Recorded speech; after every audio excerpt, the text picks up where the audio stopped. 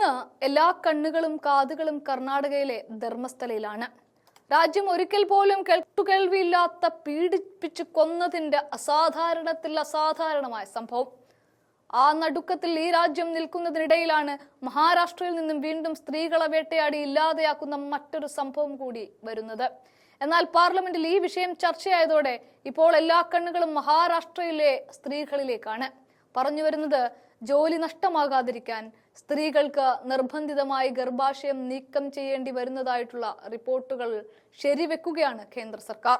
കരിമ്പിൻ തോട്ടങ്ങളിലെ ജോലി മുടങ്ങാതിരിക്കാൻ മഹാരാഷ്ട്രയിലെ ബീഡിൽ 2022-25 കാലയളവിൽ 200-ലധികം സ്ത്രീകൾ ഗർഭപാത്രം നീക്കം ചെയ്യാൻ പ്രേരിപ്പിക്കപ്പെടുന്നു എന്നാണ് കേന്ദ്ര സർക്കാരിന്റെ വെളിപ്പെടുത്തൽ. മെഡിക്കൽ ആവശ്യകതകൾ കണക്കിലെടുത്താണ് ഈ ശസ്ത്രക്രിയകൾ നടത്തിയത് എന്നും കർശനമായ മേൽനോട്ടത്തിലാണ് ഇവ നടത്തിയത് എന്നും കേന്ദ്ര സർക്കാർ വ്യക്തമാക്കുന്നുണ്ട്. ബുധനാഴ്ച രാജ്യസഭയിൽ ഒരു ചോദ്യത്തിന് മറുപടി നൽകവെയാണ് സർക്കാർ ഈ കണക്ക് പുറത്തുവിട്ടത്. ബീഡിൽ കരിമ്പിൻ തോട്ടത്തിൽ ജോലി ചെയ്യുന്ന സ്ത്രീകൾ ഗർഭാശയം നീക്കം ചെയ്യുന്നതായി മാധ്യമ ഗവേഷണ റിപ്പോർട്ടുകൾ സൂചിപ്പിക്കുന്നുണ്ട് എന്ന് വനിതാ ശിശു വികസന സഹമന്ത്രി സാവിത്രി ഠാക്കൂർ തന്നെ സമ്മതിക്കുകയാണ്.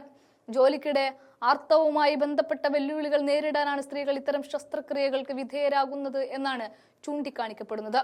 ആരോഗ്യം സംസ്ഥാന വിഷയമാണെന്ന് വ്യക്തമാക്കിയ മന്ത്രി ജില്ലാ സിവിൽ സർജന്റെയും അതത് പ്രദേശത്തെ മെഡിക്കൽ സൂപ്രണ്ടിന്റെയും മുൻകൂർ അനുമതിക്ക് ശേഷം മാത്രമേ ഗർഭാശയ ശസ്ത്രക്രിയ നടപടിക്രമങ്ങൾ നടത്താവൂ എന്ന് മഹാരാഷ്ട്ര സർക്കാരിനോട് കേന്ദ്രം ആവശ്യപ്പെട്ടിരുന്നു എന്നും പറയുന്നുണ്ട്.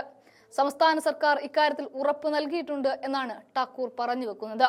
ബീഡിൽ നിന്ന് കരിമ്പ് വിളവെടുപ്പ് ജോലിക്കായി പോകുന്ന 843 സ്ത്രീകൾക്ക് ഗർഭാശയം ശസ്ത്രക്രിയയിലൂടെ നീക്കം ചെയ്തതായി ജൂണിലെ പഠന റിപ്പോർട്ട് പറയുന്നു.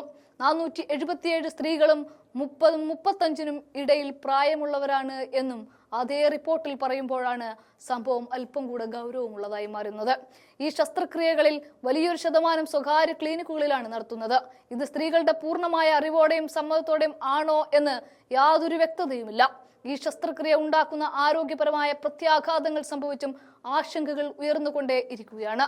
പ്രതിവർഷം 1.75 ലക്ഷം തൊഴിലാളികളാണ് ബീഡിൽ നിന്നും കരിമ്പ് കൃഷിയുമായി ബന്ധപ്പെട്ട ജോലികൾക്കായി വിവിധ സംസ്ഥാനങ്ങളിലേക്ക് പോകുന്നത്.